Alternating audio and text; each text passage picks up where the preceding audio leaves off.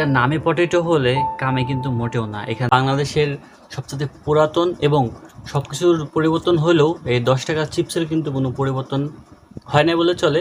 দামে পরিবর্তন হয় নাই, বাট কোয়ান্টিটি আর ফ্লেভারের চেঞ্জ হয়েছে।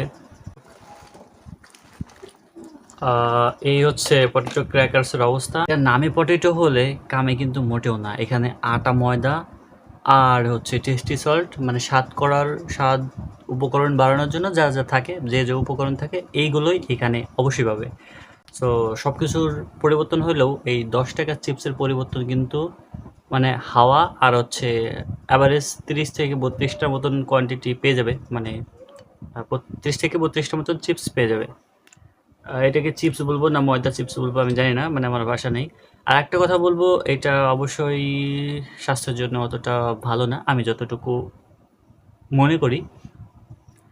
আর হচ্ছে যেহেতু ভাই আমরা বাঙালি, তো সেক্ষেত্রে আমরা ফাউ বাইলে আলকাতরা খাই।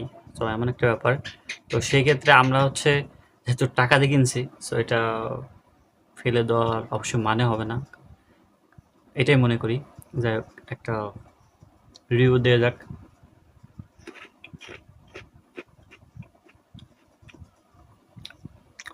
মানে আটার দলা, টেস্টি সল্ট আর কিছু হালকা ঝাল, মানে কিছু দিলে তারপরে খাইলে যেমনটা হয়, আমার কাছে এখন তেমনটা লাগতেছে। যদিও আগের ফ্লেভারটা অন্যরকম ছিল, এখন অন্যরকম লাগতেছে। তো এক কথা বলতে গেলে এটা অ্যাভয়েড করাই ভালো, বিশেষ করে বাচ্চাদের জন্য। আর যদি তেমন চিপস খাইতে হয়, আরও ভালো ভালো ব্র্যান্ডের যেগুলো আছে ওইগুলো হয়তো বা ভালো। আর একান্ত এইগুলো না খাওয়ার চাইতে পুষ্টিকর কিছু খাওয়াই বেটার বলে মনে করি। যেমন হতে পারে ফ্রুটস আইটেমের মধ্যে, তারপরে হচ্ছে কলা হইতে পারে, আরও অনেক কিছু আছে গাইস। তো ওইগুলা হচ্ছে প্রোটিন, নিউট্রিশন সব কিছু পাওয়া যাবে এখানে।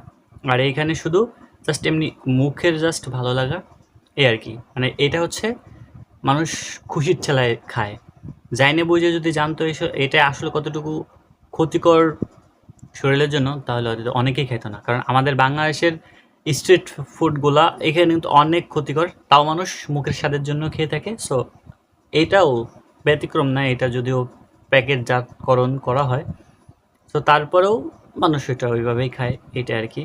সো যাই হোক, রিভিউ দেওয়ার জন্য বলছিলাম, এই জন্য প্রথমে আমি ব্যাড রিভিউটা দিলাম। আর টেস্টের কথা তো বললামই যে এটা আগে যেমন ছিল একটু চেঞ্জ হয়েছে, এই আর কি। এই হচ্ছে আমাদের বাংলাদেশের চিপসের বর্তমান অবস্থা। আর আলুজের কথা তো আমি বলবোই না। আলুজ হচ্ছে কোয়ান্টিটিটা জাস্ট হাতে গোনা, হয়তো বা কয়টা থাকে, 10টা থাকে কিনা সন্দেহ। সো এমন একটা অবস্থা হয়ে গেছে। বাট ওইটার স্বাদটাও একটু মানে অন্যরকম হয়ে গেছে, এখন আর ওইসব ভালো লাগে না। সো এইটার জন্যই দিলাম। মানে আমরা বাঙালি তো মুখের স্বাদের জন্য অনেক কিছু খাইতে পারি, যদি ফ্রি দেয় আলকাতরাও খাইতে পারি, এমন একটা ব্যাপার স্যাপার হয়ে গেছে। তো যাই হোক, এই ছিল 10 টাকার চিপসের রিভিউ। সব কিছু পরিবর্তন হলেও 10 টাকার চিপস কখনো 15 টাকা হচ্ছে না। 10 টাকা চিপস 10 টাকায় রয়ে গেছে। আর প্যাকেট ভর্তি হাওয়া রয়ে গেছে। এই ময়দান নামের চিপসটাকেই পটেটো ক্র্যাকার্স নাম দিছে।